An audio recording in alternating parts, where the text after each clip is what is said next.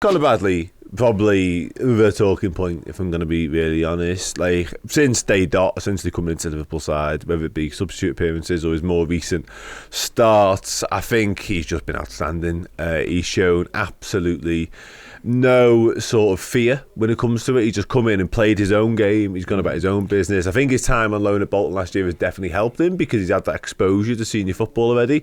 But I mean, for me, Errol, he's just been brilliant, and this was another outstanding performance from him. It really was. Touch on that, the comparisons to Robbo. What is it that you're seeing? Because I've seen a few people in the chat mention it, and yeah.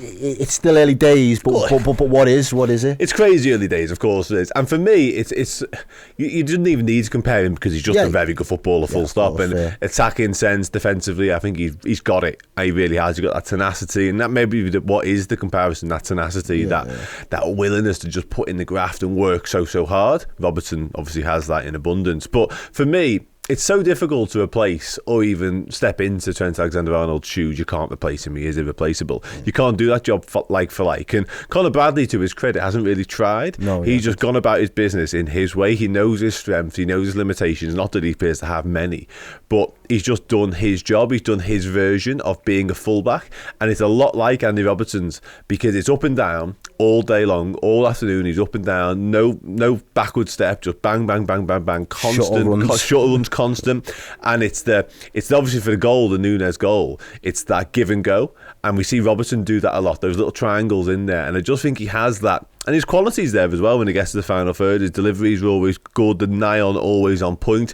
He gets 2 assists today ultimately, and I just think he's got very Andy Robertson qualities about him. It might be a Gaelic thing as well, I could be getting thrown into me, but I honestly just I get it. I'd go one step further as well, and I think what he does when Andy Robertson burst onto the scene for us and upset in Moreno, it looked very raw from Robertson.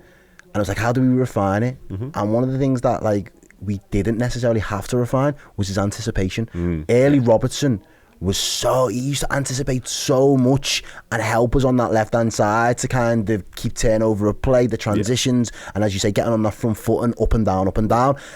And that, to me, is probably one of the things that I'm spotting in Bradley at the moment. It's that anticipation, and I think the elements of it being raw, maybe it's probably not the right usage of the word for him, because that seems to be he's quite honed. It feels quite like that to me. Feels like it's a skill as opposed to just raw energy and just. There are two factors to that. You're right. There's a football nous and football intelligence to sort of know where the ball's going. He's done it quite a lot badly. He did it a lot today, winning the ball back for the second goal. But he did it against Fulham as well, where he essentially stepped in front of João Paulinho and just read it before Paulinho had, which is testament to his quality as well. But there's two factors there. Like I say, there's the know. It is the knowing that the ball's going to get played into that area, so you're one step ahead anyway. But there is that I'm on my toes, I'm on the move, so I'm going to get heels, there. Yeah. So there's loads of going on there. Absolutely, and I think that was very reminiscent of early. And I'm not saying Robbo doesn't still have those moments now, but his game's changed slightly. It's been tweaked and tinkered with over the years. But early Robertson, that was it. He was ready to go for the crunch, and there was a few needly tackles and stuff like that he'd leave it on players, and there was all sorts. And got that, he's got that, and I think there's that to him. But as you said there, it seems to be part of his skill set as opposed to that nervous energy. I'm bursting onto the scene. I'm an 8 million signing from Hull, and I'm just going to give it beans type thing. It's something that he knows that's part of his quality, that's part of his game, and it's something that is serving him well. So how do I flesh it? How do I pad it out now? How do I become more rounded in doing that? Because that's the way football's gone. Yeah. All the top teams are using really progressive fullbacks. They not only are defensively sound, and maybe sometimes you look at them, some of them across the board, you probably look and think the level of defending from fullbacks has probably went down a few notches. But in terms of going forward, it's gone up excellent. They've taken it to new heights, especially Robertson, especially Trent. They've taken that game to new heights. So he's now going to be playing within that mould. It's never really going to be, no matter, I don't even think whatever manager we bring in would ever look to revert back to type. No. I think that is the way that football is progressing. But footballers, even your centre halves now, you're getting more ball playing centre halves as a result of it. Even Konate this season has shown his ability to play with the ball at his feet and stuff. You think he's just going to be the fireman, not necessarily. So definitely definitely a quality that I think we're going to see a lot more from in weeks and months. Yeah, 100%. I think he's got it. Like I say, he's definitely doing his own interpretation of what a fullback is, but he's doing it brilliantly. And as I mentioned, I referenced his time at Bolton last year, and he essentially played a lot of that as a right winger. And if he can see that in not just in his quality in the final third and in around those areas, because he's happy to get inverted, he's happy to receive the ball all the time as well, which is another major quality. And McConnell had that today as well. We'll come on to him later, but that willingness to get on the ball, not shy away, because you're playing around some key and some big players for Liverpool Football Club. We've got really sort of high accolades and stuff like that, but he's like, yeah, okay, I'll have it, yeah, in a tight area, don't worry about it. And he's got it all. And I think for me as well, I wouldn't be at all surprised Andy Robertson's run against Manchester City where he just went pressing every fucker.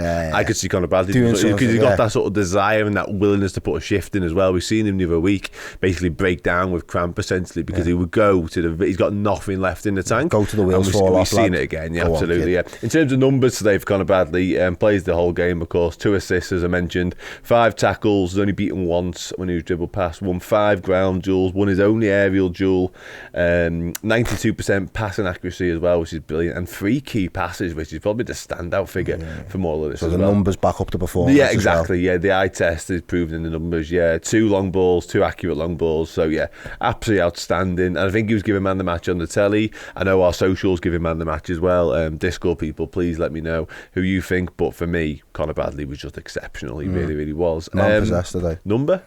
Got to give him 9. Yeah, it's got to be up there. He was boss, and I think we've waxed on, but yeah, definitely up there as a standout performer for me today. Absolutely, mate. Yeah, and he's gonna be around in some capacity, sort of between now and end of the season and beyond, of course. But the fact that Trent comes back today doesn't mean we're now not going to see Conor Bradley. No, when you're playing to that level that you're playing at, you've got to find a way to use him. Even if it is managing Trent's minutes, and Trent, obviously, Trent's moving into midfield, like we've done as well. Yeah, there will be, even as I say, to bring him on, you might tinker with the midfield and you might move Trent as a midfielder for the last 20 minutes of a game, and then you might see Bradley picking up minutes as a right back. So there are plenty of options, but it's again another champagne headache for Jurgen Klopp. Yeah, absolutely, mate. Yeah.